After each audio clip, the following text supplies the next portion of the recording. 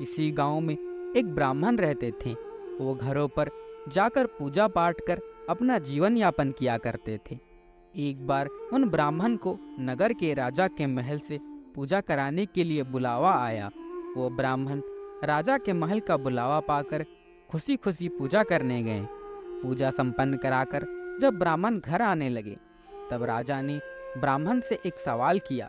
हे ब्राह्मण देव, आप भगवान की पूजा करते हैं, तो बताइए कि भगवान कहाँ रहते हैं, उनकी नज़र किस ओर है और भगवान क्या कर सकते हैं।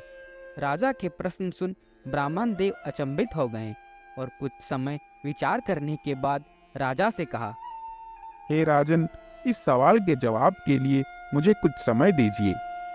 राजा ने ब्राह्मण को 1 माह का समय दिया। ब्राह्मण प्रतिदिन इसी सोच में उलझे रहते कि इसका जवाब क्या होगा। ऐसा करते करते समय बीतता गया और कुछ ही दिन शेष रह गए।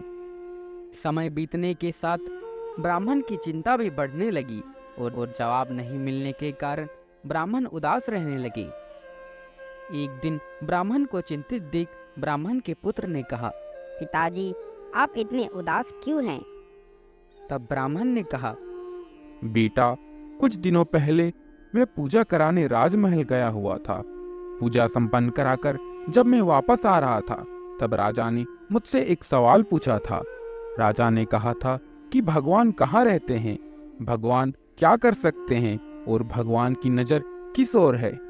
राजा के सवाल का जवाब मुझे उस समय नहीं सूझा, तो मैंने उनसे कुछ समय मांगा था, जिसके जवाब के लिए राजा ने मुझे 1 माह का समय दिया था और वो 1 माह बीतने वाला है, लेकिन इसका जवाब मेरे पास नहीं है, इसीलिए मैं चिंतित हूँ। ब्राह्मण की बात सुनकर उनका पुत्र बोला, पिताजी, इसका जवाब मैं राजा को दूंगा, आप मुझे साथ ले चलिए। 1 माह पूरा हुआ तब ब्राह्मण अपने पुत्र को लेकर राजमहल गया और राजा से कहा, हे राजन, आपके सवाल का जवाब मेरा पुत्र देगा। राजा ने ब्राह्मण के पुत्र से वही सवाल पूछा, बताओ, भगवान कहाँ रहते हैं, भगवान की नज़र किस ओर है और भगवान क्या कर सकते हैं। उस ब्राह्मण पुत्र ने राजा से कहा, हे राजन, क्या आपके राज्य में पहले अतिथि का आदर सम्मान नहीं किया जाता है? यह सुनकर राजा को थोड़ा लज्जित महसूस हुआ। पहले उस बालक को आदर सत्कार के साथ स्थान दिया गया, फिर पीने हेतु सेवक दूध का गिलास लाया।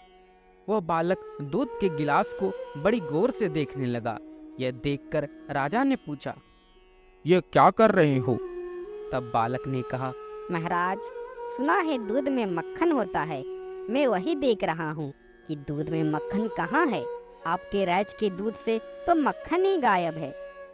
यह सुनकर राजा ने कहा, दूध में मक्खन होता है, परंतु वो ऐसे नहीं दिखाई देता।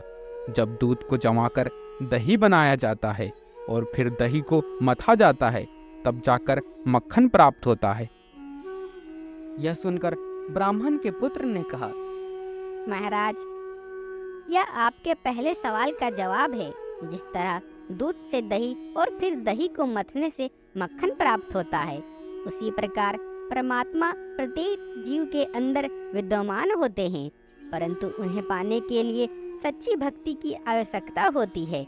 मन में ध्यान पूर्वक भक्ति करने पर आत्मा में छुपे परमात्मा का आभास होता है। राजा ब्राह्मण के पुत्र के जवाब से खुश हुआ और कहा, अब मेरे दूसरे सवाल का जवाब दो, भगवान किस ओर देखते हैं। उस बालक ने कहा, राजन, इसका जवाब मैं दूंगा, परंतु मुझे इसके लिए एक मोमबत्ती की आवश्यकता होगी। राजा ने तुरंत मोमबत्ती मंगाई और उस बालक को दिया। उस बालक ने मोमबत्ती को जलाकर कहा, राजन, आप बताइए, इस मोमबत्ती की रोशनी किस ओर है? राजा ने कहा, इसकी रोशनी चारों दिशाओं में एक समान है। तब उस बालक ने कहा, हे राजन, यही आपके दूसरे सवाल का जवाब है, क्योंकि परमात्मा सर्वत्र है और उनकी दृष्टि सभी प्राणियों के कर्मों की ओर परस्पर रहती है। राजा उस बालक के जवाब से अत्यधिक प्रसन्न हो गए और कहा, बहुत खूब, अब मेरे अंतिम प्रश्न का उत्तर दो कि भगवान क्या कर सकते हैं। तब बालक ने कहा, हे राजन, मैं इस सवाल का उत्तर अवश्य दूंगा, परंतु इसके लिए मुझे आपकी जगह पर और आपको मेरी जगह पर आना होगा। राजा को तो उत्तर जानने की उत्सुकता थी, इसीलिए उन्होंने बालक की बात मानी। अब वो बालक राजा के सिंहासन पर जा बैठा और कहा, राजन, आपके अंतिम सवाल का उत्तर यह है।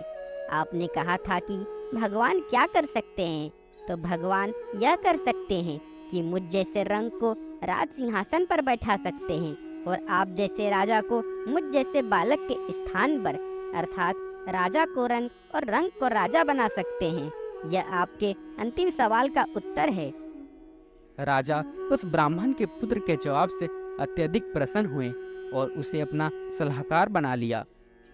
दोस्तों, भगवान हर एक जीव के हृदय में निवास करते हैं।